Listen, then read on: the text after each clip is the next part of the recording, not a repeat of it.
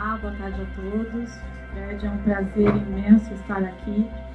Esse é o segundo evento do Centro de Estudos do Instituto Palavra Aberta. E contando um pouquinho sobre o Instituto, o Palavra Aberta nasceu há 4 anos, quase 5 anos, em fevereiro de 2010, com o objetivo de defender e promover a liberdade de expressão no país. E a liberdade de expressão no seu contexto mais amplo, a liberdade de imprensa, a liberdade de empreender, a liberdade de expressão individual, a liberdade de anunciar e a liberdade de imprensa, né? Já falei, eu acho.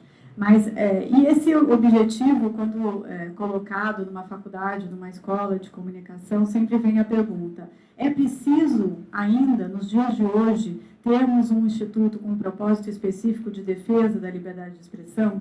E a resposta é sim, é preciso. A liberdade de expressão exige uma promoção constante e um debate cada vez mais intenso, sempre atualizando, sempre em face às novas ferramentas que estão por aí e em face aos novos debates que se apresentam no dia a dia nosso, no nosso cotidiano.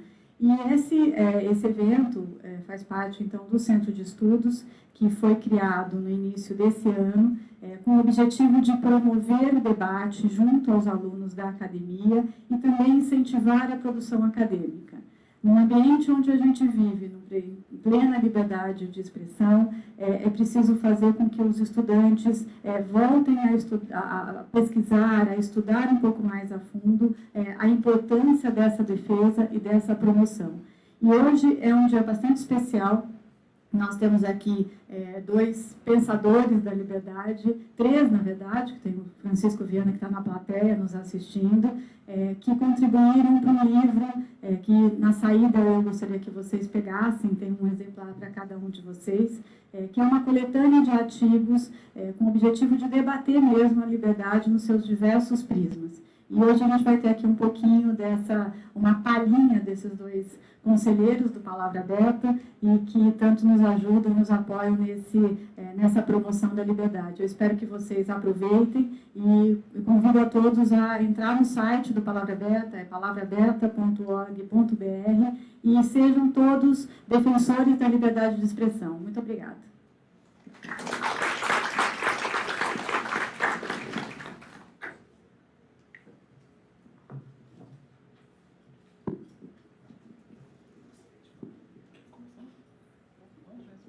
Então, só para nós darmos continuidade aqui a esse encontro, esses temas que vão ser discutidos estão presentes no livro. Tá? Para ter uma ideia da dimensão do Instituto Palavra Aberta, eu andei olhando no site, quem são os membros fundadores? A ANJ, Associação Nacional de Jornais, a ABERT, Associação Brasileira de Emissoras de Rádio e Televisão, a ANER, Associação Nacional de Editores de Revista, a ABAP, Associação Brasileira de Agências de Publicidade. Então, vocês estão diante de uma ONG que trabalha com o mercado, trabalha com informação, trabalha com liberdade de expressão. Queremos começar, então, a sessão de hoje com Marcelo Moscoliato, ele é Procurador Regional da República em São Paulo, e vai discorrer sobre o tema Liberdade de Expressão e Violência.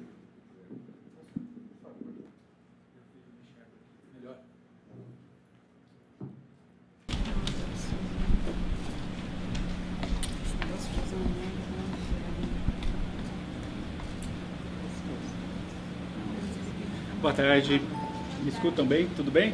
Ok. Primeiro agradeço ao Mackenzie pela oportunidade de estar aqui, agradeço a Patrícia, ao Palavra Aberta, a Andréa pelo trabalho que fizeram para que isso acontecesse, aos professores do Mackenzie que trouxeram seus alunos, ao coordenador da área de publicidade, muito obrigado.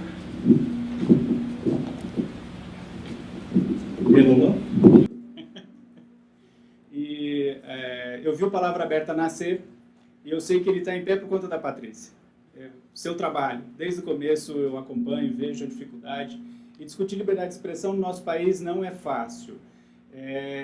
A gente exerce muita liberdade de expressão via internet, atrás do teclado, mas no dia a dia muitas vezes encontramos obstáculos. No meu trabalho, eu trouxe uma apresentação para vocês vão achar aquilo ali muito estranho, porque está escrito 8 de abril de 2013, mesa 3, né? isso daí não tem absolutamente nada a ver com o dia de hoje. Foi uma apresentação feita naquela data, quando nós discutimos em Brasília com vários agentes da área de segurança durante a Copa. E me encarregaram de falar sobre liberdade de expressão e manifestação de rua e violência. O foco foram as manifestações de junho do ano passado e a perspectiva de novas manifestações ou atos ou problemas relacionados à segurança durante a Copa. No evento em Brasília, eu levei essa apresentação e eu estou trazendo ela aqui hoje para vocês. O meu artigo no livro é justamente sobre liberdade de expressão e violência. Vou começar a apresentação como eu comecei lá em Brasília.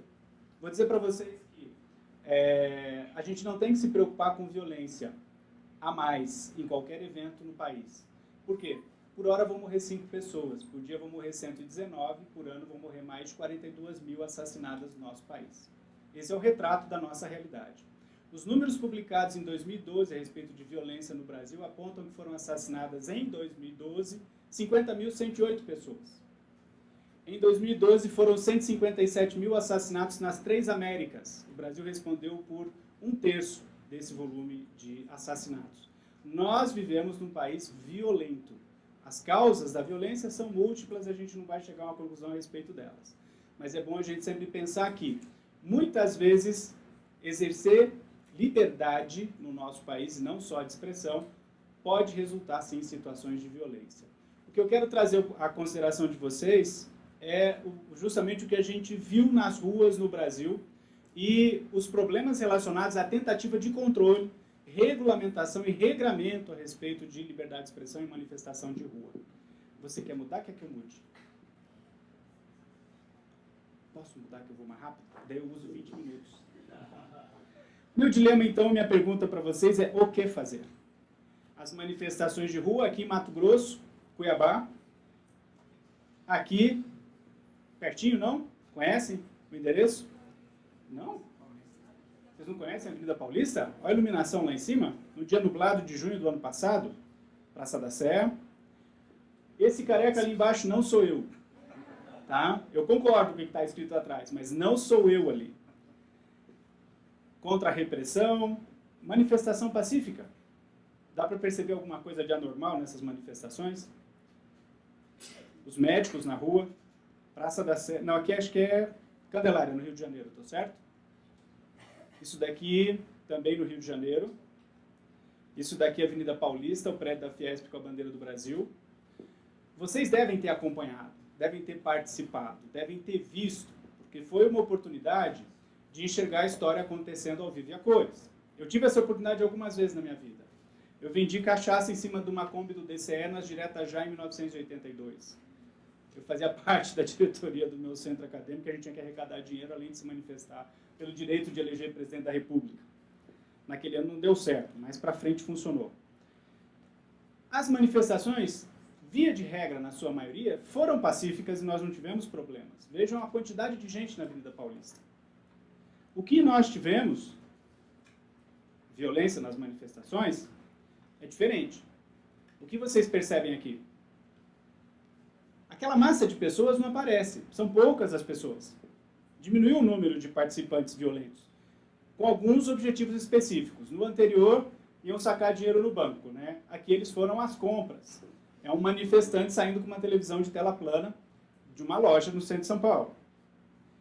Uma manifestação contra o veículo de imprensa, aqui foi um veículo da Record. Uma manifestação contra outro veículo de imprensa, aqui é o centro de São Paulo, lá atrás do Shopping Light. Manifestantes sacando dinheiro na boca do caixa. O que vocês enxergam aqui? É um volume, é uma massa grande de pessoas? Não é. Não é. Aqui, metrô. CET. A revenda de veículo novo, né?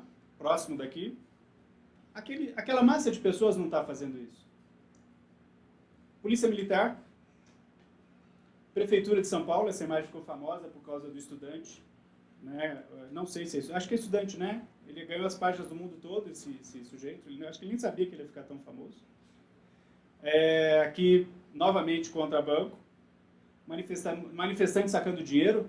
Vejam, isso é a exceção, não é a regra. É importante colocar essa ideia porque, a partir das manifestações, muitas ideias a respeito de restrição, regramento, proteção e impedimento à manifestação e liberdade de expressão foram colocadas e apresentadas ao público via imprensa, mídia, ou nos círculos fechados, ou nas reuniões como aquela que eu fui participar em Brasília. Proibir a utilização de máscara. Você proíbe a utilização de máscara em manifestação assim, mas como é que você resolve as manifestações culturais legítimas, onde as máscaras fazem parte do folclore ou da cultura? É o carnaval, a manifestação cultural, o Círio de Nazaré, as manifestações no Recife, em Fortaleza, as procissões religiosas, são só alguns exemplos, né? Manifestante tomando sorvete, manifestante tentando pagar a conta do hambúrguer, a Copa chegou, o país não mudou, Rio de Janeiro, né? Briga e confusão, não, perdão, São Paulo, briga e confusão em São Paulo. Se vocês observarem a imagem, não sei se está bem claro, se está bom para enxergar daí, vocês vão perceber que há uma massa pacífica perto de um centro aglomerado, onde há uma conflagração, há uma briga entre pessoas, e aquilo acaba gerando um tumulto. O tumulto é justamente as pessoas tentando evitar o confronto e a manifestação. Aqui, Black Bloc, Brasília, Black Bloc, esse é um movimento mundial, isso não é nacional, né? Black Bloc e os símbolos de anarquismo, as posições e as ideias a respeito do anarquismo, isso não é um movimento brasileiro. Tá? Há registros disso em Toronto, no Canadá, em Atenas, na Grécia, na Itália, em algumas cidades. Está aqui na internet, né? Depredação nas ruas, os símbolos todos do movimento anarquista, violência contra jornalista é uma resposta, né? Uma manifestação dos jornalistas que, tentando cobrir, foram agredidos durante as manifestações. Aqui a jornalista da Folha de São Paulo, né, agredida numa manifestação aqui perto, por sinal, né, na Consolação, está fazendo cobertura. Aqui foi pela Polícia Militar. Aqui o caso triste do jornalista da Bandeirantes, assassinado no Rio de Janeiro. Aí o inverso, não foi a polícia envolvida, mas manifestantes envolvidos. Com a profissão, o jornalista tem o desafio de cobrir, levar a verdade e escrever um pouco da história a quente. Quantos fatos estão acontecendo? O que se aprende nessas manifestações é que muitas vezes jornalistas são agredidos não só pelas forças policiais, mas também pelos manifestantes, porque dentre os manifestantes há aqueles que querem tirar vantagem do episódio e não necessariamente se manifestar. Então a proteção, ou a ideia de que o jornalista, quando faz cobertura em área de conflito ou grande manifestação, que ele deve sim usar instrumentos de proteção para evitar passar pelo que esses dois, as suas famílias passaram, isso é perigo real, é perigo imediato, isso faz parte da nossa realidade. PM voador, né? Vocês percebem?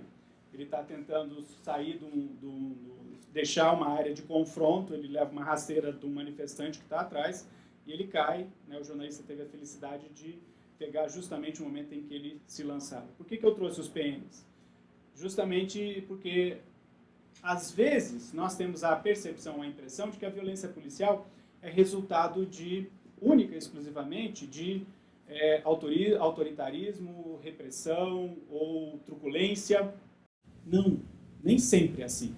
A polícia também é violenta por medo. Medo do quê?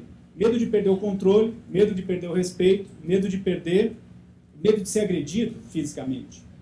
Medo da violência. A postura desses policiais aqui é uma postura corporal de medo.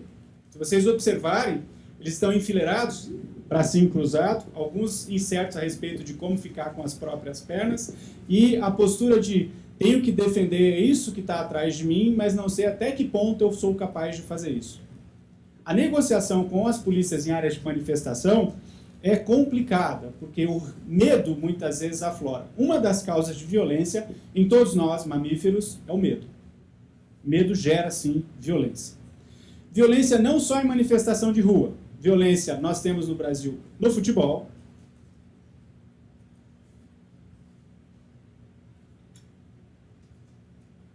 Violência em evento religioso. Aqui é uma charge, visita do Papa, pouco antes da Copa, o Papa veio ao Brasil, e é a charge de uma das pessoas que participaram das romarias com o Papa e foram furtados documentos, extraviados, assaltos, etc.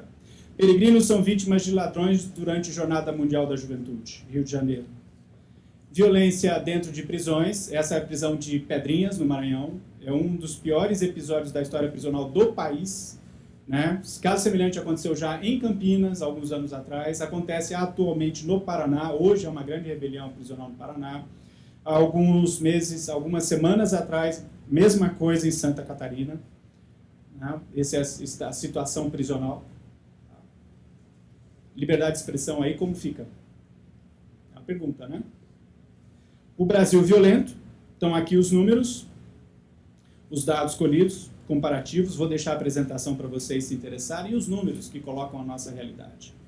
Esses são dados de 2011, os de 2012 foram publicados agora, eles não se consegue a publicação em tempo real, porque esses dados a respeito de homicídio, e aqui estão falando só de homicídio, eles são cruzados com registro civil de óbito, cemitérios e plantões e hospitais, para cruzar os dados e informações e chegar mais próximo da realidade a respeito da violência no nosso país.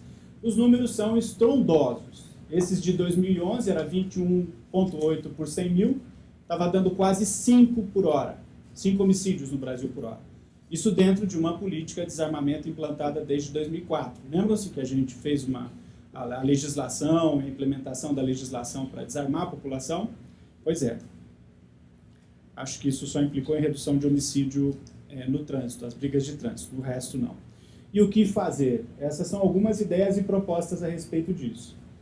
Menos complacência e avanço no processo civilizatório, democracia, mais liberdade de expressão. A liberdade de expressão é fundamental, porque uma outra causa de violência do nosso país é justamente a cultura da honra. A cultura da honra implica um comportamento de reação agressiva a uma ofensa, ou a um desafio, ou a um questionamento público. Nós percebemos isso no nosso dia a dia, na nossa realidade. O brasileiro não aceita pito em público, sofre muito. O desafio e o debate muitas vezes levam à violência explícita. A gente percebe isso no nosso trânsito, a gente percebe isso no debate político no dia a dia. Tá? É uma realidade. Nos mamíferos, a violência é estratégica, há um cálculo de custo-benefício a respeito de violência, o que induz que no nosso país a violência é mais barata do que em outros lugares, justamente porque o nosso processo civilizatório é mais atrasado. E competição, medo e glória, os grandes fatores de violência na história humana, né? O direito brasileiro, na minha concepção, destrói confiança, ele não constrói. Há uma grande dificuldade do sistema de entregar confiança à população em geral a respeito dos mecanismos, todos. É comum encontrar na nossa jurisprudência decisões equivocadas a respeito de liberdade de expressão, a proibição de publicação de um filme, a retirada de conteúdo que o juiz imagina ofensivo, não necessariamente ofensivo a todos. A censura a matérias jornalísticas, a gente viu o episódio do Estadão com o Maranhão, o juiz do Maranhão, a censura prevalece até hoje, ainda não caiu, né? A respeito de publicações sobre o filho do José Sarney e o Fernando Sarney, o mais velho deles. E há vários outros exemplos na nossa realidade e no nosso judiciário. Aqui eu trouxe para vocês Cultura das Transgressões, é um livro que a Patrícia ajudou a produzir quando ela estava no Ético, né? Esse livro fala um pouco da nossa cultura nacional de transgressões, com textos maravilhosos. E a revisão judicial no Brasil. Isso está registrado em inúmeros textos nacionais, mas eu gosto de trazer os de fora justamente para chamar a atenção das pessoas, porque parece que quando você coloca um texto em inglês para alguns pensadores, eles assimilam com mais facilidade. Então isso aqui é uma crítica ao nosso judiciário. Tá? E já indo para o finalzinho, cooperar é a chave, sempre. Muito obrigado.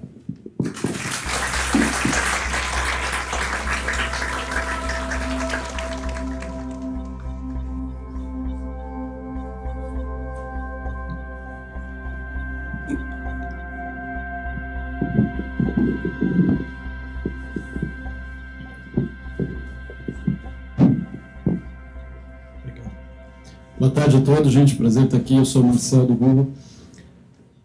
A ideia é de falar um pouquinho para vocês dos desafios aí da liberdade de expressão no mundo digital, na era digital, vem tanto do setor acadêmico, ao qual eu devo minha carreira. Então, quando foi feita a apresentação aqui da importância do Palavra Aberta fomentar esses debates nas universidades, eu queria dizer para vocês que isso é real, né? Esse setor aí de internet é imprescindível para várias realidades, ainda mais para o profissional de comunicação. A gente sabe que a maneira da gente se informar, consumir notícia, obter informação, muda aí conforme as tecnologias vão avançando. Isso apresenta um desafio tanto do ponto de vista de comercial, quanto do ponto de vista de prender a atenção do leitor, a qualidade da matéria que é produzida. Mas a ideia aqui é falar um pouquinho dos desafios da questão do conteúdo que permanece ou não na internet, quando que a coisa é removida, quais são os parâmetros, o que a legislação diz um pouquinho disso, para entender para o profissional como que ele pode preparar os seus textos e se preparar para essa realidade. Primeiro, acho que vale a pena lembrar de um paradigma que, para todo mundo aqui presente, é óbvio, mas não necessariamente para o nosso judiciário. A internet ela é fundamentalmente diferente, sim. O pessoal se questiona por que diabos a internet precisa de um regime jurídico diferente, a gente deve considerar um território separado, qual o melhor regramento? Para que marco civil da internet? O que interessa é a liberdade, esse tipo de coisa toda. A realidade é que nas plataformas digitais, a gente tem um sistema de publicação diferente em relação à imprensa tradicional. O que normalmente acontecia na era pré-internet? Você tinha toda uma questão da edição e a publicação posterior. Então, editava-se primeiro, exercia-se um controle editorial prévio à publicação, e nenhum dos senhores, por mais carismático que fosse, ia sair na capa do Estadão, nas páginas amarelas da Veja, no Jornal Nacional, porque o corpo editorial queria ter o interesse nas suas matérias. Já hoje, com as plataformas digitais, todas que existem, tanto dos veículos tradicionais quanto que apareceram depois, Twitter, Facebook, WordPress, YouTube, etc., etc., você aparece sim. Você sobe o seu conteúdo, coloca lá o seu vídeo, a sua manifestação. Manifestação essa que pode ou não infringir alguma legislação, violar o direito de alguém, criar algum tipo de empecilho. E é disso que eu queria falar. Ou seja, enquanto no paradigma anterior para a internet a gente tinha um modelo em que editava-se primeiro, publicava-se depois, a lógica da internet é invertida, né? Publica-se primeiro, edita-se, remove-se, conserta, faz o que tem que fazer depois, se é que tem remédio para isso. E por que isso? Tem crescido, e o Brasil é um dos campeões nesse sentido, os pedidos de remoção de conteúdo da internet de uma maneira geral. Quando eu falo da internet, estou aqui usando a expressão coloquial, né, de plataformas digitais de uma maneira geral. Algumas plataformas não faz sentido você falar em remoção. Não duvido que um juiz um dia vai falar, tire isto do WhatsApp, mas você não tira algo do WhatsApp, né? Isso circula entre os dispositivos e você não tira de lugar nenhum. Já é perfeitamente possível imaginar uma ordem que fala, remova tal vídeo do YouTube. Isso aconteceu essa semana passada. Vocês devem ter visto o pessoal, por exemplo, do Porta dos Fundos comentando que 2 dos vídeos deles acabaram sendo removidos por ordem da Justiça Eleitoral. Isso é necessariamente um absurdo? Não é? Depende do prisma. O Brasil, como foi colocado aqui pelo Marcelo, ainda se prende muito ao conceito de honra, a questão de levar isso para o fere a dignidade, invoca-se muito o aspecto da Constituição Federal, a ideia da dignidade da pessoa humana como parâmetro que deve nortear tudo. E é interessante que se você perguntar para quem lida com isso, se eu perguntar para cada um dos senhores aqui como deve ser a liberdade de expressão, todos, sem exceção, vão dizer que tem que ter liberdade de expressão. Mas tem os limites. E a gente vai debater eternamente quais são os limites, em que medida pode ou não pode alguma coisa. Só que o que a internet desafia? Enquanto nessa era pré-internet você tinha cenários em que havia esses abusos de censura prévia, proibição de publicação, o Brasil é pródigo nisso, né? Basta observar como era a época da ditadura, né? Que publicava-se lá as receitas e publicava-se todo tipo de coisa para esconder a matéria que tanto se queria. As músicas com duplo, triplo sentido, aquela coisa toda. E hoje não. O vídeo do Porta dos Fundos pode ter sido removido do YouTube, mas ele está disponível para quem quiser ver nas outras plataformas. Plataformas essas que muitas vezes sequer estão sob a égide da jurisdição brasileira. Então, às vezes, a pessoa sobe um conteúdo num serviço que não tem nenhum tipo de filial ou representação no Brasil, e aí como é que você vai fazer? Você pode até, você sendo vítima desse conteúdo, pode até, eventualmente, procurar a justiça brasileira, a justiça do país em que aquele serviço opera, mas para você conseguir remover isso vai ser muito difícil. E aí você cai num cenário em que começa a ser importante debater o quê? Além de saber as regras que viabilizam ou não viabilizam a remoção, se é um sistema válido ou inválido, em que medida ainda faz sentido isso, né? Quando a gente tinha a época para a internet, ninguém mandava queimar o arquivo do jornal. Ninguém mandava recolher a revista já publicada. Em alguns cenários mandavam, os livros ainda só acontecem, infelizmente. Mas hoje, qual que é a resposta imediata para isso? Não mandaram tirar a biografia desautorizada do Roberto Carlos? Pelas redes você encontra a versão por aí circulando, né? E às vezes isso desperta um fato que é muito interessante. O conteúdo que é censurado passa a ser mais procurado, mais pesquisado e mais desejado, dentro daquela lógica tão comum da natureza humana que aquilo que é proibido acaba sendo mais interessante. E aí as pessoas vão atrás e acabam circulando ainda mais a informação que se tentou omitir. Feita essa introdução, como é que ficou o sistema hoje na prática, que é algo importante de todo mundo saber.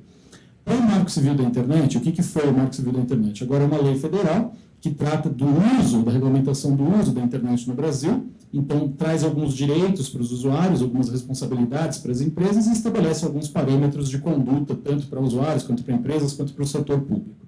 Uma das grandes polêmicas, e foi sobre isso que eu escrevi no Pensadores da Liberdade, sempre foi essa questão da remoção de conteúdo. Como você remove o conteúdo? Qualquer um pode pedir? Então o sujeito foi lá e escreveu no Facebook uma ofensa contra você. Ah, aquela menina é feia, boba e chata. Quero tirar isso do Facebook. Posso? Pode. Você pode tentar buscar esse direito se você achar que faz sentido. O que você faz? Basta enviar uma carta para o Facebook, que aqui não manda carta, né? Basta mandar um e-mail, tem que mandar um telegrama, o que tem que fazer? Como é que você notifica o Facebook de que aquele conteúdo existe? Não, basta eu reclamar e ele tem que remover. Esse era o pensamento, por exemplo, da Justiça Brasileira, pré-Marco Civil da Internet. Entendia-se que bastava alguém reclamar da existência de algum tipo de conteúdo e quem mantinha aquele conteúdo no ar, fosse uma rede social, fosse qualquer outro serviço, tinha a obrigação de remover aquele conteúdo e se não removesse, o que aconteceria? Seria responsabilizado. Teria que pagar uma indenização, teria que indenizar, teria que, vamos dizer assim, dar um jeito de resolver aquele problema. Percebam que nada foi alterado em relação à responsabilidade de quem publica. Aquilo que você escreve, aquilo que você coloca na rede, se você vier a ser identificado, porque não necessariamente todo mundo escreve algo com o próprio nome, você muitas vezes usa um pseudônimo, usa um apelido, seja lá o que for, vai, eventualmente, se houver alguma ilicitude, gerar uma responsabilidade sua. Agora, como hoje todos nós usamos essas ferramentas, essas plataformas digitais, a discussão que surge é em que medida que, contra a minha vontade, eu permiti a publicação de alguma coisa, eu usei aquele serviço, eu confiei no YouTube, confiei no WordPress, confiei no WhatsApp, essas plataformas podem e devem tirar o meu conteúdo que eu publiquei para os meus usuários, para os meus assinantes, para os meus seguidores, seja lá o que for. E a resposta é que hoje, no Brasil, a gente adotou um modelo pró-liberdade de expressão. Graças aí ao Marco Civil da Internet, o modelo atual qual é? As plataformas só são forçadas a remover algum tipo de conteúdo, seja ele de que natureza for, a gente vai ver quais são as exceções, mediante uma deliberação judicial. Enquanto não houver essa deliberação judicial, as plataformas podem remover algum conteúdo. Você subiu lá um vídeo no YouTube, polêmico, complexo, talvez potencialmente ofensivo, o YouTube pode remover isso? Voluntariamente ele até pode. De repente pode ter acontecido uma violação dos termos de serviço, de repente aquele conteúdo não está de acordo com o que o site normalmente permite, mas fora desses casos não vai acontecer remoção, não é obrigado a remover. Ah, e se alguém quiser remover, vai mandar uma carta para o YouTube, vai mandar uma notificação, vai mandar um e-mail, basta? Não. Agora a pessoa precisa, para conseguir essa remoção, necessariamente passar pelo crivo judicial. O que já é um tremendo avanço, que antes era como mencionei, bastava uma reclamação e o conteúdo já era tirado do ar. E isso foi muito debatido na época em que o Marco Civil ainda estava na fase de projeto de lei, e os políticos até se divertiam, agora na época eleitoral, então isso a gente vê com frequência. Dizia-se em Brasília que se a regra fosse, como já era no passado, de que a remoção aconteceria mediante simples pedido, os sites políticos seriam em branco, que o opositor de um ia notificar o outro, que notificava o outro, que notificava um, e aí nada ia ficar online. Basta ver a campanha que aí está cerrada no segundo turno para imaginar o que aconteceria com os sites e com as propagandas se bastasse alguém reclamar para que imediatamente algo fosse removido. Vocês podem falar, poxa, mas isso é muito interessante, útil, protege as empresas, protege as plataformas digitais, mas como que o usuário se beneficia disso? É muito simples. Quanto mais difícil for a remoção do conteúdo legítimo, mais essas plataformas tendem a agregar o quê? Visualização, disseminação da informação. Por que você publica hoje algo no Facebook e às vezes não no seu blog pessoal? O seu blog pessoal talvez tenha 2 leitores, você e sua mãe que visita uma vez por semana para não ficar muito chato. Agora no Facebook a sua rede social inteira está ali vendo. Então essas plataformas têm um valor isso que eu tentei escrever um pouquinho no livro, e mostrar a vantagem que elas propiciam para a disseminação da informação. Daí, porém, não decorre que vale tudo. Então só com ordem judicial, agora eu preciso contratar advogado, estou ferrado, publicar as minhas fotos, como é que eu faço? Como o Brasil tem esse modelo constitucional baseado no equilíbrio, nessa ideia de ponderação de direitos, quer dizer, temos a privacidade, temos a liberdade de expressão, temos vários direitos que se debatem e que o comunicador, que o jornalista precisa conhecer, a ideia do Marco Civil foi dizer, como regra geral, a remoção forçada de conteúdo da internet só vai acontecer mediante ordem judicial, com exceções previstas em lei. Primeira exceção que o próprio Marco Civil já traz. Fotos do que ficou conhecido, ou imagens, vídeos de uma maneira geral, que ficou conhecido como pornografia de vingança. O que é pornografia de vingança? É quando um cara, e sempre é um cara, sobe um vídeo ou uma foto, seja lá o que for dele, com a ex ou com a atual, daí depende do gosto de cada um, e sem autorização da pessoa. E aí a ideia é a seguinte, não tem uma defesa de liberdade de expressão para esse conteúdo. Esse conteúdo pode realmente prejudicar de uma maneira quase que irreparável a vida de alguém. Então isso tem que ser removido rápido, mediante simples pedido. O Brasil já traz outras regras parecidas com essa. O exemplo mais clássico, até clichê hoje em dia, é a pornografia infantil. Não existe uma defesa de liberdade de expressão, liberdade artística, quer dizer, talvez na cabeça de um doente, sobre esse tipo de material. Então a notificação e a retirada disso tem que ser instantânea, tem que ser assim que notificado. Mas como regra geral, a liberdade de expressão na internet acabou sendo preservada por esse modelo que foi adotado de só forçar a remoção mediante ordem judicial, e as plataformas não têm responsabilidade até que venha essa ordem judicial. E esse foi um tema muito polêmico quando foi decidido qual seria a melhor lei para o Brasil, porque num primeiro momento se pensa muito na defesa da honra, da dignidade, como eu mencionei, e a ideia era, a gente tem que facilitar a remoção de conteúdo. E logo se percebeu que facilitar a remoção de conteúdo para os casos em que essa remoção realmente é legítima e precisa acontecer rapidamente, levaria a esse problema do sistema ser completamente abusado e levar a situações que são terríveis. Google está vivendo isso agora na Europa com o que ficou conhecido como direito ao esquecimento, que é aquela ideia de que a pessoa quer que resultados de notícias verdadeiros, apesar de talvez não mais relevantes, não mais atualizados, não sejam mais encontráveis quando alguém faz uma pesquisa com o nome daquela pessoa.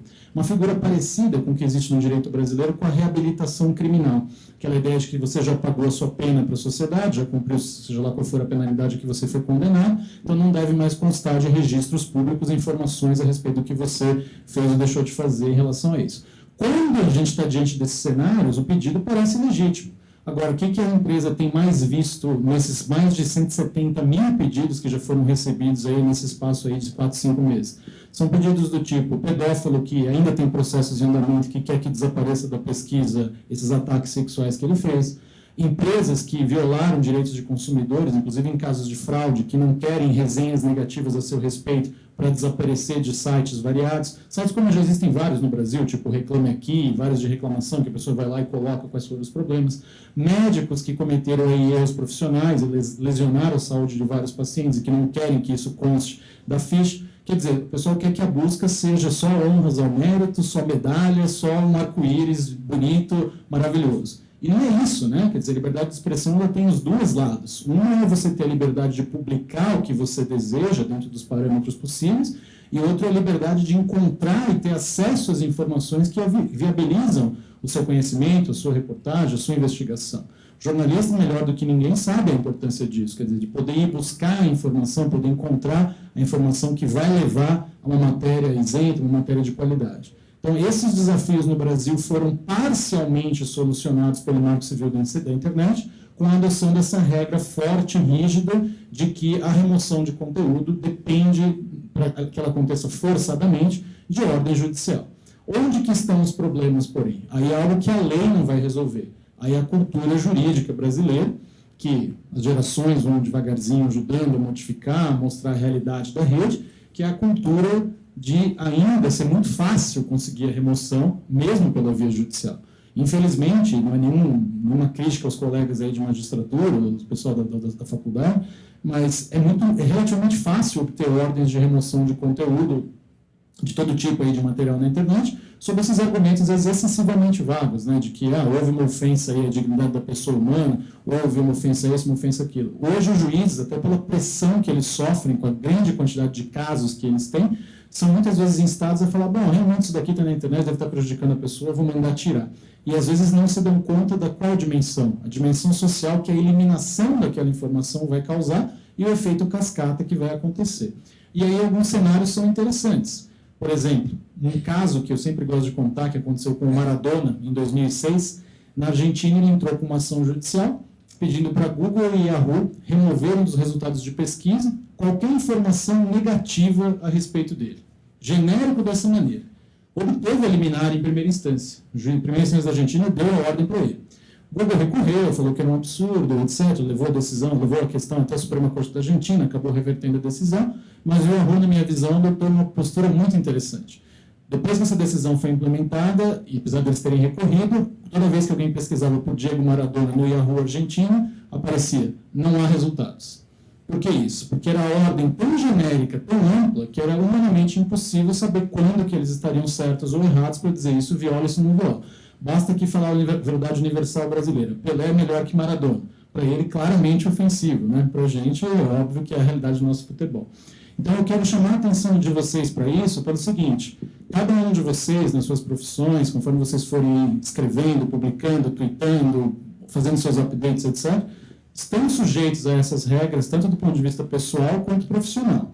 Agora, é só mudando essa cultura da ofensa, essa cultura de muita preocupação com a honra, que foi colocado aqui, que a gente gradativamente vai conseguir migrar para um sistema em que o que vai começar a ser entendido é que a internet está aí para isso, é impossível frear essa disseminação de informação, e que, ainda que isso não seja a resposta para todos os males, há cenários em que realmente a remoção de conteúdo acaba sendo a única alternativa possível para esses casos graves que eu mencionei, pornografia de vingança, pornografia infantil, etc., etc., mas quase sempre a solução vai passar por ter mais informação. Ou seja, a pessoa que se sente ofendida, monte o seu blog e exerça o seu direito de resposta na prática. Não precisa ir buscá-lo em juízo, pedir retratação, aquela coisa antiquada que a gente ainda tem no nosso sistema jurídico. Mas sim colocar a sua visão, colocar a sua exposição, ter a sua conta para rebater, colocar o seu ponto de vista. Por quê? Porque isso é que vai gerar o debate, que vai levar para uma cultura de liberdade de expressão, que é o que, infelizmente, a gente ainda engatinha e começa a perceber.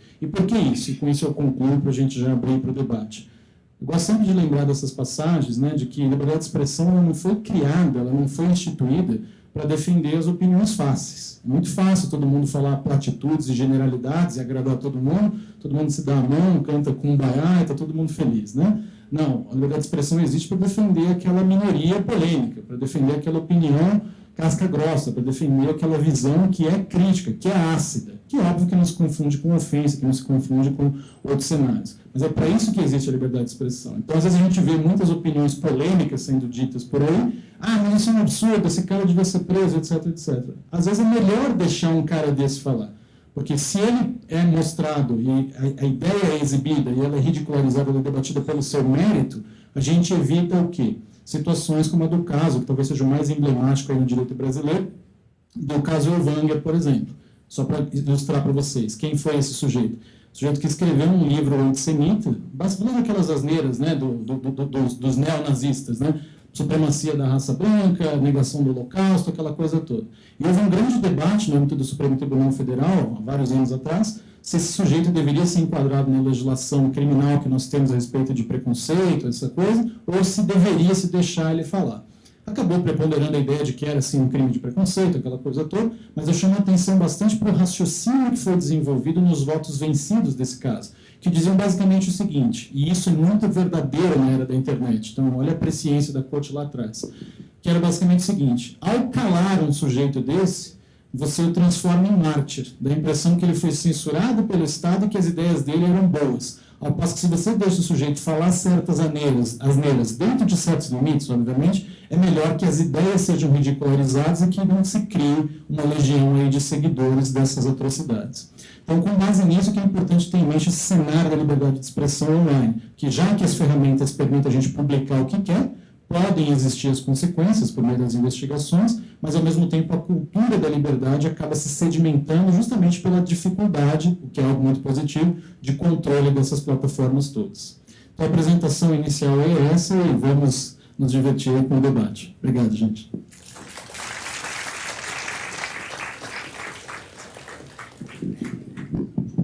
Então, antes de abrirmos para as perguntas, eu queria fazer uma pergunta para cada um dos expositores com relação a um tema que está muito em voga, que é a questão da campanha eleitoral, né? Eu acho que temos representante do Google, temos representante do Ministério Público.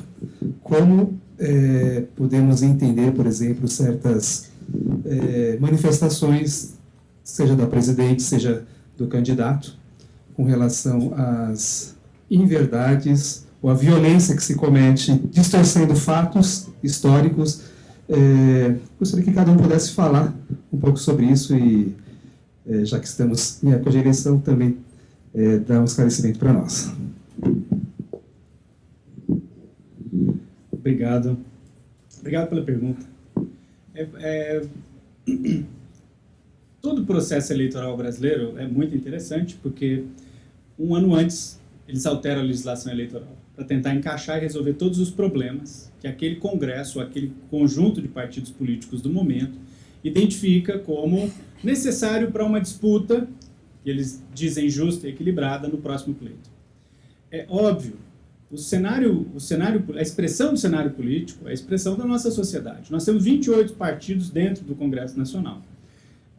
Encontrar clareza a respeito da postura de cada um deles é uma das coisas mais difíceis que existe. Esperar que dali saia um discurso político coerente com a nossa realidade é uma grande esperança. Eu ainda espero que isso aconteça um dia. E já vão algumas eleições que eu voto, participo, discuto, debato, vejo. Olhando a campanha política nacional, um grande problema primeiro se põe, que é justamente financiamento e origem de financiamento. Alguns jornais publicaram siga o dinheiro. Para mim, aquela é a parte mais importante a respeito da campanha política. Você quer enxergar o cenário político do momento anterior, com uma pequena possibilidade de previsão do momento seguinte, você tem que olhar para quem financiou as campanhas de quem, como e como aquilo foi realizado. Segundo ponto, a propaganda eleitoral é feita por gente com extrema capacidade intelectual, técnica. O preparo das equipes, especialmente das campanhas presidenciais para os governos estaduais dos principais estados, é trabalho altamente profissionalizado. Os candidatos são produtos à venda e são produtos sem um controle de qualidade prévio. Eles não receberam o selo da Anvisa, eles não receberam padrão de conformação com qualquer índice ou qualquer instituto de qualidade desse país. Nós é que vamos dizer o que nós queremos, como queremos, e nós é que vamos ter que checar os dados e informações e cruzar com a realidade, aquilo que a gente percebe e o que a gente sente. Esse é o debate político brasileiro. Agora, são produtos à venda.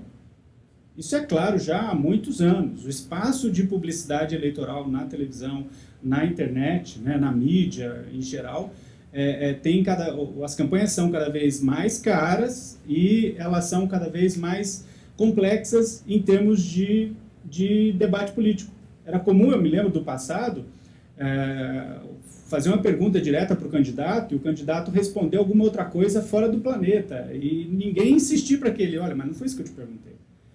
Né? Você chegava para o sujeito e falava, olha, essa obra foi superfaturada. Falava, mas eu construí uma rodovia que liga Grande Piracicaba a São José do Rio Preto e ia embora. E as pessoas esqueciam que estavam realmente discutindo o que era relevante. A mentira faz parte desse jogo. A gente, como eleitor, tem que buscar a verdade, se posicionar e cobrar. É difícil, mas não é impossível. E se alguma dica dá, a política nacional se dá em 2 cenários. O primeiro cenário é pré-campanha, financiamento. Pós-cenário é o famoso direito financeiro. É olhar orçamento e execução do orçamento. Para onde o dinheiro vai? E por que as campanhas são muito caras? O que explica a campanha cara? É porque os veículos de comunicação são caros? porque as campanhas, os produtos são difíceis de vender. Eu acho que esse é um ponto, produto difícil de vender. Mas fundamentalmente caras pelo tamanho econômico do Estado brasileiro, que é uma afronta. É uma afronta. As pessoas não fazem a crítica do tamanho da intervenção do Estado sobre a economia, e o Estado chamando a si decisões econômicas de porte e relevância que atraem consigo a necessidade de influenciar, de buscar, de formar lobby, estrutura, vender projeto. Campanhas são caras, por isso também. Colocar preço limite na mídia não vai resolver. Impedir o debate não vai resolver. Quanto mais luz nessa conversa, melhor. É o melhor inseticida contra corrupto é a luz do sol. Quanto mais clara a situação, melhor, sempre. Ainda nesse gancho da campanha e dos financiamentos, é interessante, eu entro diretamente no que foi perguntado. A eleição eleitoral brasileira, de fato, é alterada eleição em eleição. Algumas diretrizes são dadas pelo Tribunal Superior Eleitoral, que muitas vezes acaba repetindo o texto da lei, etc. Mas é interessante ver alguns anacronismos, né? Por exemplo, existe uma preocupação tão grande com a internet que até hoje a propaganda paga na internet é proibida por lei. A lógica qual é? Não, aí o capital vai dominar as eleições. E isso é diferente em relação ao que o cenário que a gente vive hoje. Quer dizer, na verdade, até sem fazer merchandising aqui da parte comercial da empresa, mas publicidade online é uma das mais baratas comparada com TV, rádio, revista, enfim. Esse é um outro ponto. Mas existe um anacronismo nesse cenário. E aí, entrando no que foi perguntado, eu não diria que alguém se salva em particular. Todos os partidos grandes aí no Brasil, de uma maneira ou de outra, entram com ações para remover conteúdo, querem eliminar as informações que eles entendem depreciativas, às vezes seja direto de um mecanismo de pesquisa como o Google, às vezes direto dos sites em que a coisa está hospedada. E algumas coisas a gente constata, quer dizer, às vezes o candidato fica insatisfeito porque alguém vai fazer uma pesquisa com o nome da pessoa ali, e se depara que o próprio sistema de pesquisa já sugere alguns termos entre os mais pesquisados para aquela pessoa. Termos esses que, às vezes, aquele candidato entende que não são necessariamente elogiosos, né? Então, a pessoa, às vezes, tem um vício em bebida ou tem algum problema assim. E acho que a primeira diretriz que tem que existir é assim: se quando o Google, o Bing, o Yahoo sugerem, quando você está digitando o nome de um candidato alcoólatra, a primeira sugestão para que isso não aconteça é a pessoa parar de beber. Isso talvez seja a parte mais difícil de fazer com que isso pare de aparecer. Mas, piada à parte, qual que é o grande problema?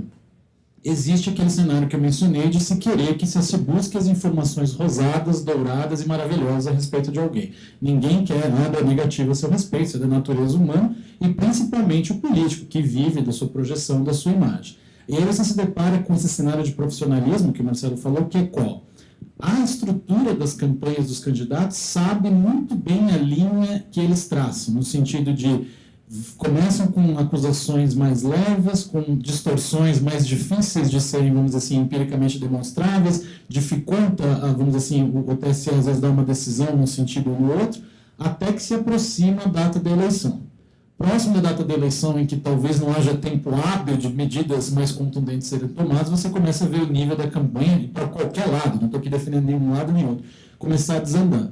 Por quê? Porque já se conta com a ineficiência do que vai acontecer, a justiça vai demorar, que demore 48 horas. Publicou algo na quinta, até essas 48 horas passarem, a mentira, o factoide já foi lançado, a coisa fica.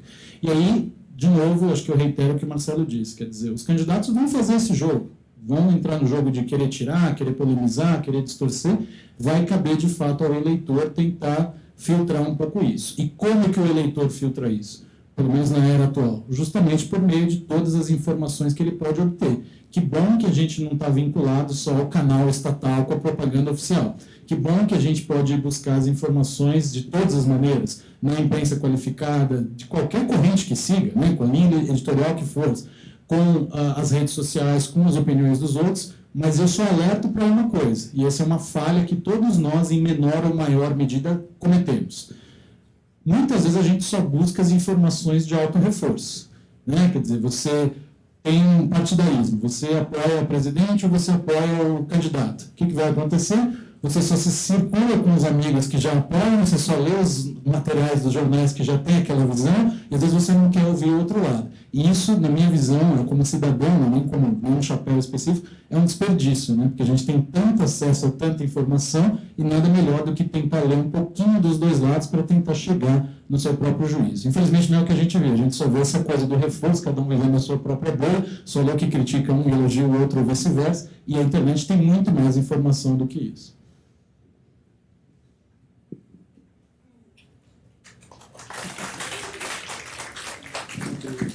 Vamos abrir então para perguntas, como podemos fazer. Uma pergunta de cada vez. E Sua pergunta me lembrou a piada entre qual é a diferença entre a Constituição, eu não vou citar um país para não estigmatizar, mas de um país ali, ex-república soviética versus os Estados Unidos. Os dois garantem a liberdade de expressão, mas só os Estados Unidos garantem a liberdade também após a expressão, né? E esse é o cenário, quer dizer, liberdade de expressão, e quando a gente fala que a Constituição não tem censura prévia, que isso é vedado, etc., também não significa sem consequência. Quando a gente pensa em liberdade de expressão, mesmo que no Brasil exista aplicação de direitos fundamentais na relação entre particulares, às vezes o pessoal distorce um pouco isso. Nos Estados Unidos, a pessoa fala, a primeira emenda da Constituição, liberdade de expressão, mas isso é em relação ao Estado. Se você fala, você é empregado da Pepsi, você está tomando coca, você vai ser demitido, que injusto, é minha liberdade de escolha de consumo. Depende, qual era a política corporativa que você estava sujeito. Não conheço os detalhes de nenhum dos episódios para poder comentar especificamente os casos, mas, em linhas gerais, essas consequências vão acontecer quando existe uma política corporativa qualquer, a pessoa está sujeita a ela, e ela pode eventualmente sofrer essas consequências. Teve vários outros casos, lembro que você citou. Um que eu lembro, por exemplo, foi de um rapaz que era executivo da Localweb, que é uma empresa de hospedagem de sites, que, não sei em qual campeonato paulista, que era, que a empresa estava patrocinando o São Paulo. E estava na camisa, né, dos times, o logo da Localweb, só que o sujeito corintiano roxo. E aí o São Paulo estava perdendo o Corinthians, sei lá qual era o placar, e o sujeito, na sua conta de Twitter, começa a falar atrocidades, como um torcedor falaria no campo normal. É isso aí, chupa, bombizada, um monte de asneira desse tipo, não sei o quê. Claro que ele foi demitido no dia seguinte, porque falou, poxa, você na sua posição de executivo, você não poderia levar a cabeça isso em público, porque mas a minha conta do Twitter é separada, etc. Então, aí é uma consequência diferente. Aqui a nossa preocupação, independentemente dos espaços privados que existem, das políticas corporativas de cada empresa, é segurar também que a gente tenha essas manifestações garantidas de uma maneira geral em relação principalmente ao Estado e em relação às próprias plataformas em que esse conteúdo é publicado. As políticas corporativas, muitas vezes, têm esse poder de mandar alguém embora, fazer o que for, e aí não tem muito o que fazer. O Chico Sá teve pedido demissão, por exemplo, e talvez tenha discordado da linha editorial do jornal, e é uma opção. É livre para ir procurar emprego em outro lugar, se achou que estava sendo tolhido, etc., etc. Como a gente tem históricos de jornalistas que passaram por Veja, passaram por outros lugares, hoje tem os seus próprios blogs, tem lá uma visão radicalmente diferente das matérias que faziam na ocasião. Então, não confunda isso, quer dizer, se alguém for demitido pela, vamos dizer assim, por não ter seguido a linha editorial de um determinado veículo, de uma determinada empresa, isso não se confunde necessariamente com uma ameaça à liberdade de expressão como um todo. Esse entra num cenário que eu acho mais interessante, que é qual? E a repercussão do caso para o veículo? Quer dizer, às vezes, talvez tivesse sido melhor deixar o cara publicar ali sua matéria, mesmo contra a linha editorial do veículo, do que gerar esse auê todo. E no fim, acho que ganharam todos com a polêmica, né? Mas só para deixar bem claro que uma coisa é o que a empresa pode fazer do ponto de vista da política dela versus aquilo que o Estado pode te fazer, que a ideia é que ele nunca possa te censurar. Obrigado pela pergunta, é muito interessante e me lembro de algumas outras coisas. A primeira delas, cada veículo de comunicação tem uma linha editorial, tem uma estrutura empresarial, ela tem responsabilidade com essa estrutura. E a empresa existe para ter resultado e dar lucro. De outra forma, ela não consegue investir, reinvestir e existir. A respeito disso, eu fiz um artigo para o Globo, algum tempo atrás, que era justamente publicidade infantil e restrição à publicidade infantil e publicidade. Eu acho um absurdo fazer restrição a qualquer tipo de publicidade, porque a publicidade financia a liberdade de expressão nos mais diversos veículos que vocês escolherem. E se quiserem um exemplo de publicidade, de veículo que funciona sem publicidade empresarial, sem publicidade livre, é só visitar alguns, tenta se conseguir achar, né, alguns jornais da Coreia do Norte ou de alguns outros países que a publicidade era só oficial. É uma maravilha, né? Então, já coloco um outro ponto. Eu sou absolutamente contra qualquer tipo de financiamento público de campanhas, só para lembrar. Eu acho que o dinheiro público não deve ser utilizado para isso. Especificamente com relação ao que você coloca, eu me lembro bem de um episódio alguns anos atrás, quando o Mino Carta, na Carta Capital, demitiu o presidente do Banco Central do Brasil. Era matéria de capa da Carta Capital. Aquilo para mim foi um susto. Eu acompanho o jornalismo econômico, eu tomei um susto. Falei, poxa, mas demitiram, era o governo Lula, demitiram o Henrique Meirelles. Né? E fui checar os outros jornais, os outros veículos, e ninguém deu a notícia. A revista saiu no final de semana e era a única. E ninguém falou, ninguém repercutiu. No sábado, nada. No domingo, eu vi algumas matérias do Henrique Meirelles falando que estava lá trabalhando, etc. e tal. E foi um erro do Mino Carta. Ele cometeu um erro. Na edição seguinte, ele pediu desculpas e se autodemitiu da revista. Depois se arrependeu e voltou, está aí até hoje, né? Mas é só para dar um exemplo de como essas coisas podem eventualmente acontecer e como ele acreditou que estava furando, né, alguém, ou estava criando um fato, né, posição crítica, postura crítica com relação à direção do Banco Central naquela época. É só um exemplo. Existem muitos outros exemplos de postura a respeito disso. E um mais recente, que para mim foi absolutamente trágico, foi a decisão do presidente ainda vivo do Banco Santander, que estava no Brasil, né, ele já faleceu, logo em seguida ele faleceu, deve ter sido de desgosto por esse erro cometido, né? Ele demitiu uma analista do Santander porque, na sua análise econômica, ela criticou a política econômica nacional, a política econômica do Ministério da Fazenda e do governo. Mas o que a analista fez foi replicar ideias e discussões presentes na mídia econômica mundial, não só na nossa, há mais de 3 anos. Há mais de 3 anos. A revista Economist, há 2 anos atrás, publicou uma matéria dizendo: presidente Dilma, demita o Manteiga. Então, trazer isso ao debate e aquilo virar um ponto de discussão na seara política da campanha presidencial para dizer, olha, bancos estão querendo fazer isso e jogar com isso, né? Jogar com esse tipo de postura, e a repercussão do presidente do Banco Santander, que é grande financiador o Santander é um dos grandes financiadores de campanha, por isso que eu digo, vejam, sigam o dinheiro para enxergar os financiamentos de campanha. O Santander se sentiu na obrigação de dar uma resposta à presidente da República e demitiu o analista. O que foi um absurdo. Tirou o sofá da sala, né? Tirou o sofá da sala. Para resolver um problema focal. Quando, na verdade, é um tipo de liberdade de expressão, sim. Estou manifestando a minha opinião econômica sobre o momento, estou escrevendo num documento, eu sou pago para fazer análise econômica, colher dados e informar quem? Os clientes do banco. Os clientes vão tomar a decisão a respeito do que fazer com o seu dinheiro, onde investir ou não investir. É só mais um exemplo. Fora de empresa jornalística e fora do seio jornalístico. Estou falando de um economista, de um administrador de empresa, encarregado de fazer o quê? Análise econômica para investidor. Conseguiram um milagre de essas publicações serem agora mais restritas ainda. Elas deveriam ser muito mais públicas, que é o debate econômico. É muito relevante. Não, ficou mais restrito. Hoje elas são muito mais classificadas, muito mais reduzidas e restritas. Restritas ao quê? Ao tamanho do capital que o investidor tem para colocar na instituição. Ele acessa mais informações e faz mais dinheiro com informações mais confiáveis do que aquelas que vão para o público em geral, que é para o público em geral, em razão da postura assumida pelo banco e pelo governo nesse episódio, acabaram sendo colocadas em xeque sobre estamos assumindo o risco de parecer que estamos partidarizando a nossa análise econômica e financeira, o que é um absurdo em termos concretos. Tá? Então, só para tentar arrematar, você vai encontrar isso em vários episódios e momentos e razões distintas. O importante é entender qual é o fundamento, porque, sinceramente, teoria da conspiração não existe. É só checar os fatos. Teoria da conspiração, muitas vezes, é uma grande conveniência para esconder coisa errada, corrupção ou bandidagem.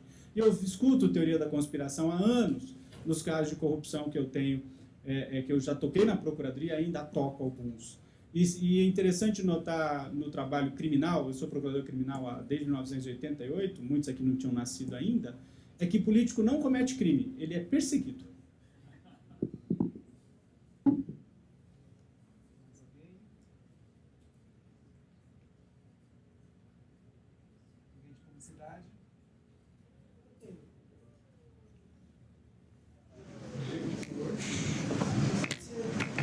a gente está falando de liberdade de expressão, mas eu me lembro, tem duas passagens que eu quero falar para os dois.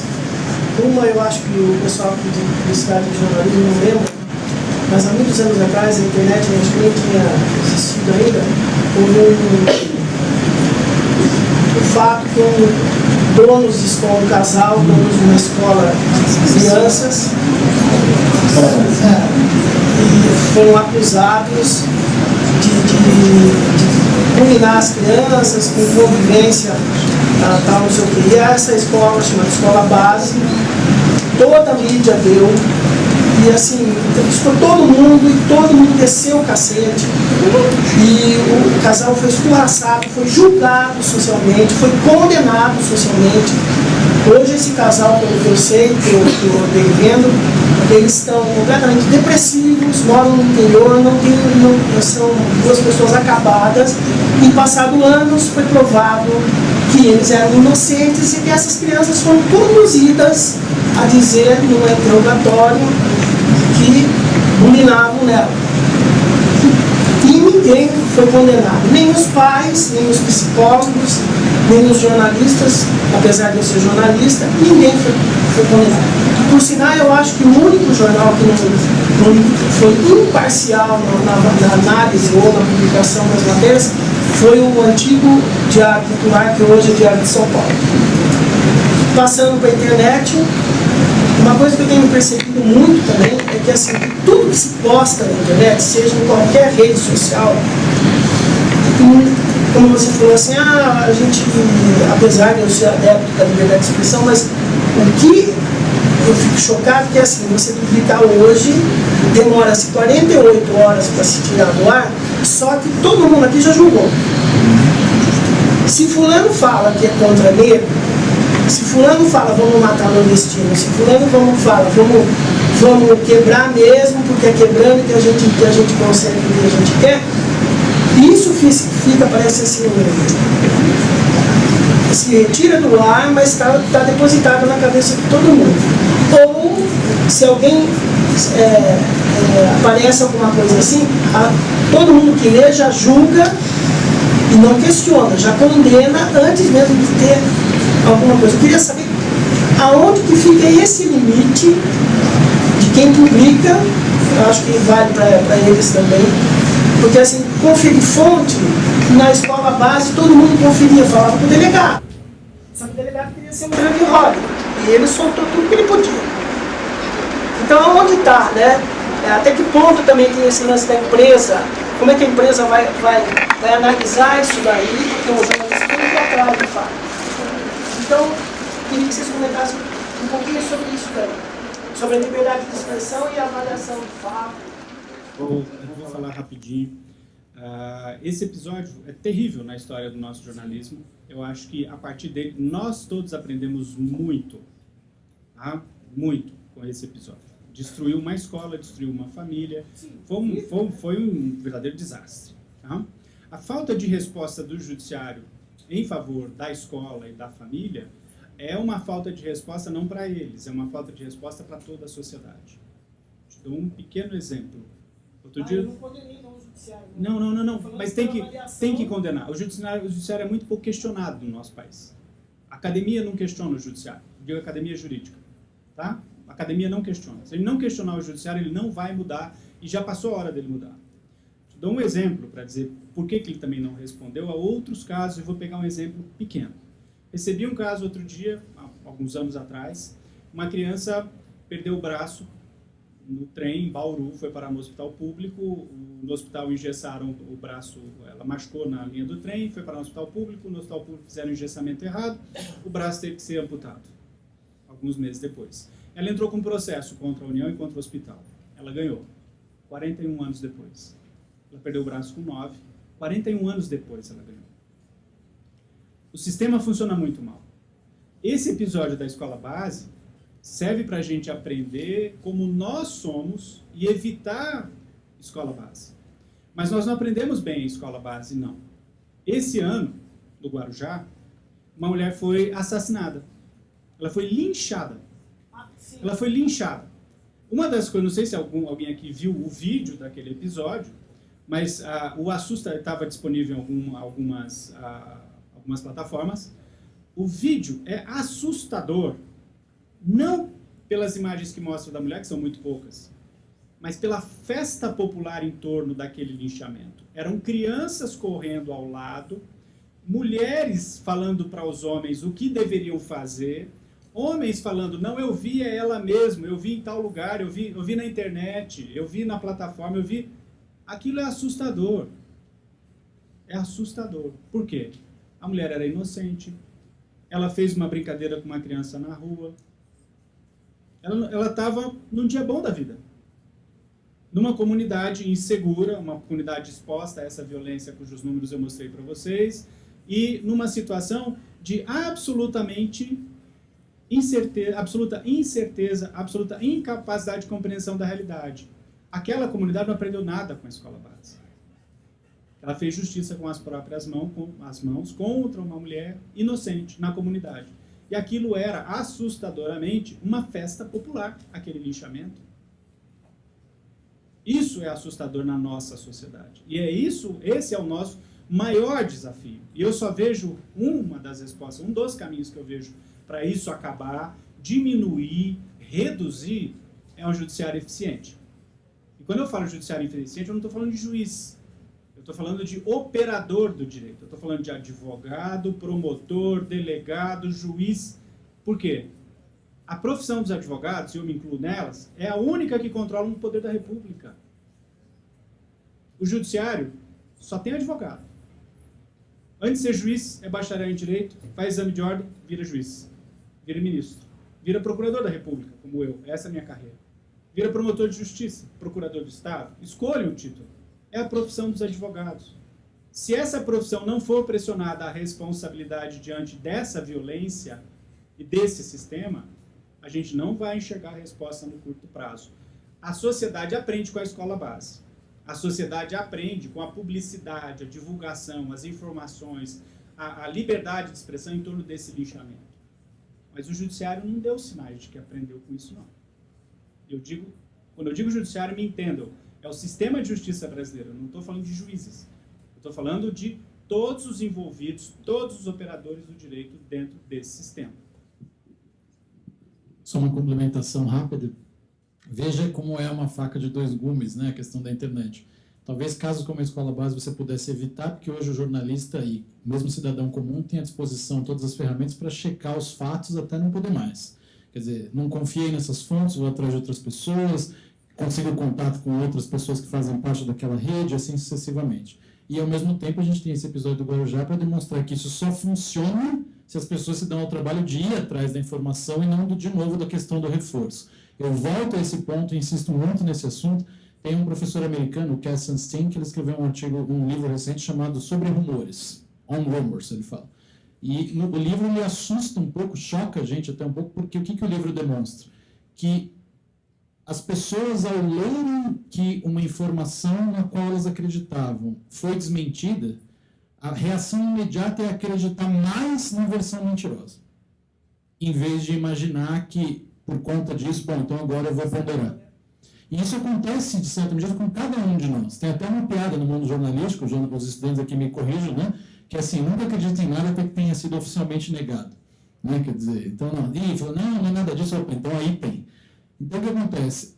É uma preocupação que eu volto a insistir. A internet tem todas essas ferramentas incríveis, revolucionou a humanidade para aquisição de conhecimento, contato, enfim, tem a redundância falar todos os benefícios que trouxe. Mas é uma pena de ver que às vezes as pessoas usam só para se auto-reforçar o que já pensa. Então, acho que é um papel crítico e passa muito pelo papel do próprio Estado, e esse é um ponto que talvez o Marco Civil da Internet é pouco mencionado, está lá no finalzinho, quando fala da atuação do poder público, que é papel do Estado promover políticas de educação digital. O que é educação digital? Não é só botar o pessoal na frente do computador e aprender a usar. Nenhum dos presentes aqui precisa disso. Molecada aqui presente, e eu me incluo na molecada por um pouquinho, sabe utilizar tudo isso muito bem. O problema é saber utilizar a ferramenta não significa saber utilizá-la corretamente, e não é que existe um caminho correto ou incorreto, mas sim entender todos os benefícios e os potenciais. Ou seja, A gente às vezes vê aquele texto bem formatadinho, circula. Quem que não tem uma tia, uma avó, um parente que só porque circulou um e-mail acha que é verdade, né? Quer dizer, e às vezes a gente faz isso sem maiores reflexões. Vê uma notícia num portal, estão comentando, não, eu vi no Facebook que confirmaram. Vamos atrás de mais informação, que maravilha que você tem mais informação. E isso ainda falta. Isso não é o direito que vai resolver, não é a psicologia que vai resolver, é a conduta de cada um mesmo. Alguém da publicidade quer perguntar sobre dinheiro, que está aí ansioso para saber, tá, tudo isso é muito legal, mas e os anúncios online, como é que funciona? Fique à vontade. Não é exatamente... Pessoal falar também. É justamente, não é sobre o que você falou, mas a gente teve uma aula há um tempo em que uma professora mostrou um filme que chama Os Turistas, que desmoraliza completamente o Brasil. Eu queria saber que atitude foi tomada, ou que atitude é tomada nesse caso, porque o vídeo ainda circula, e não só assim pelos meios como você disse, tipo na internet, etc. Mas se você fosse há uns anos uma locadora, ele ainda existia lá. Veja que interessante, né? Esse é um problema que vai e vem. Os Simpsons, por exemplo, já fizeram aí brincadeira com o Brasil várias vezes, já foi polemizado várias vezes, eles até comemoram quando algo é criticado. Quando um país está irritado com os Simpsons, é sinal que eles acertaram na dose de comédia, né? Eu sou suspeito para falar, até por me identificar muito com a questão da liberdade de expressão. Sou fã daquele seriado South Park americano, que no Brasil seria completamente impossível de existir. Quer dizer, porque o tipo de violação, às vezes, de personalidade, ou imagem que lá pratica episódio a episódio, é algo assim, fora da realidade brasileira. Mas qual que é o ponto? Dentro da sua pergunta. Uma vez que o Estado tenha decidido, isso merece ser coibido, isso merece ser controlado, várias medidas são possíveis. Então, que medidas são essas? Uma delas é, então vamos tentar tirar de circulação o conteúdo ilícito. No caso, por exemplo, pré-internet, que você falava de exemplares, né, seja de vídeo, seja de livro, você podia chegar num limite, numa situação em que talvez você tivesse destruído todos, eliminado todos, e aí aquela informação não circulava mais. Todo mundo aqui, por exemplo, conhece lá alguns exemplos do passado de vídeos de pessoas que começaram a carreira de um jeito, foram para em outro, etc. E às vezes você sabe da existência da história, mas você não tem mais acesso àquele material. Hoje, com a internet, quase sempre quando a gente fala em remoção de conteúdo, dependendo do quão viral o conteúdo se tornou, é quase que enxugar gelo, é quase que impossível. Você pode até tirar das plataformas mais, vamos dizer assim, populares, ou você acaba adotando uma medida que é completamente desproporcional. E em países aí de pouca tradição democrática, para usar um eufemismo, né, o que eles costumam fazer? Eles bloqueiam plataformas inteiras. Você já deve ter ouvido falar sobre isso, tipo, o YouTube bloqueado na Turquia porque alguém subiu um vídeo criticando não sei quem. Facebook bloqueado na China porque não sei quem falou mal lá do Partido Comunista. E assim vai. E aí, quer dizer, o Brasil está num momento, por ser jovem democracia, vindo do regime militar, etc., tem que realmente debater esses temas. A gente ainda tem muita propensão a essa questão do controle, e uma vez que o Estado decida, não, realmente isso tem que ser controlado, isso é ruim, isso tem que ser eliminado, quais medidas são equilibradas. E há países de tradição democrática que têm essa preocupação, mas quase sempre são as exceções. Te dou um exemplo concreto. A Alemanha, por todo o histórico de guerra que tem uma legislação muito forte em relação a materiais nazistas e neonazistas. Então, eles bloqueiam a partir do país. Se você está dentro da Alemanha usando uma conexão à internet dentro da Alemanha, você tenta acessar esses sites neonazistas em qualquer lugar do mundo, aparece uma mensagem de erro dizendo que aquele site está inacessível. Qual é a lógica por trás disso? O Estado alemão acha que faz sentido bloquear aquele conteúdo de uma maneira geral, porque ele é contra a legislação e nada de útil vai sair dali. Nos Estados Unidos, que tem uma visão muito mais radical de liberdade de expressão, no sentido de se você não está conclamando a pessoa pegar nas armas e a guerra imediatamente, é permitido esse tipo de discurso, que para a gente é discurso de ódio, o que acontece? O site é normalmente acessível. O que acontece? O alemão nunca vai ter acesso a esse conteúdo? Ele pode ter acesso ao conteúdo. Se ele utilizar uma conexão, ele conecta o computador dele a um servidor americano, um VPN, e passa a acessar aquele material, ele tem acesso. Então, qual que é o meu ponto? Ficou muito mais difícil para os governos e para os estados controlarem essa disseminação de informação. Porque mesmo que você elimine de uma ponta, ela acaba aparecendo em outra.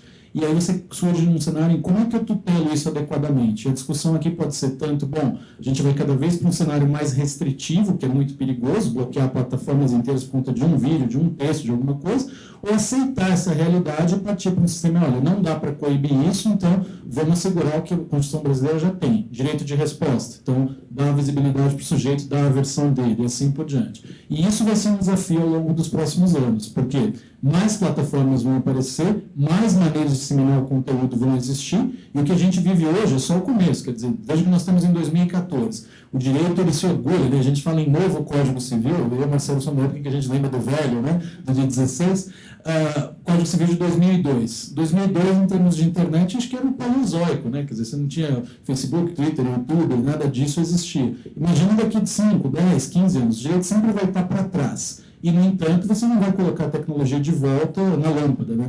Já saiu o jeito. Então, é muito difícil dar uma resposta do tipo, como que a gente resolve isso para os casos graves? Às vezes você não vai ter uma resposta concreta, você vai talvez minimizar a visibilidade daquele conteúdo, mas você não consegue eliminá-lo por completo se a pessoa persiste em publicá-lo. Isso é bom quando você está diante de um conteúdo positivo. Isso pode ser muito ruim quando realmente é algo que deveria ser eliminado. Os turistas deviam estar em tudo quanto é lugar e publicado. Não vejo que os turistas ofendam qualquer brasileiro ou o Brasil de qualquer forma. Esse é um equívoco, esse tipo de postura de proibir a divulgação de qualquer notícia ruim, ou filme, ou crítica. Se a gente pensar assim, quem assiste Law & Order não visita Nova York. Tá? Se for o de Special Victims Unit, então todo nova-iorquino, metade da população de Nova York é pedófila, é tarado ou tem algum outro desvio. Né? Se a gente pensar na internet, está disponível um filme divertidíssimo, como Slim da Lanieve, feito por um argentino. Quem vê aquele vídeo não visita Toronto, vai pensar que aquilo é uma montanha de neve o ano todo. Então, vejam, se você prestar atenção na filmografia francesa, filmografia americana, você não vai para aqueles países, porque muitos filmes são pura crítica à realidade social, à violência, à destruição, e por aí afora. Tem um último recente da política americana, de Unknown, né, sobre o ex-chefe da Segurança Nacional Americana. O filme mostra que um sujeito completamente despreparado comandou o exército americano durante quase 8 anos. É uma coisa assustadora. Tá? Veja, proibir manifestação ou divulgação de imagens. Você me fala do filme Os Turistas, eu me lembro de quando era adolescente de um filme, O Último Tango em Paris. Vocês pesquisem, vejam no YouTube. O Último Tango em Paris. Na ditadura militar foi proibido no Brasil porque era tido como um filme perverso e pornográfico, uma ofensa à boa família brasileira. Muitos brasileiros iam para o Paraguai, cruzar a fronteira para a Argentina ou para o Paraguai para conseguir assistir o filme em sessão fechada. Né? Quem conseguia ir para a Europa, né, porque ninguém ia, tá? Para chegar à Europa naquele período da década de 70, era milionário ou bilionário, né? Não tinha outra oportunidade, e assistiu O Último Tango em Paris e mandava cartinha dizendo que tinha assistido.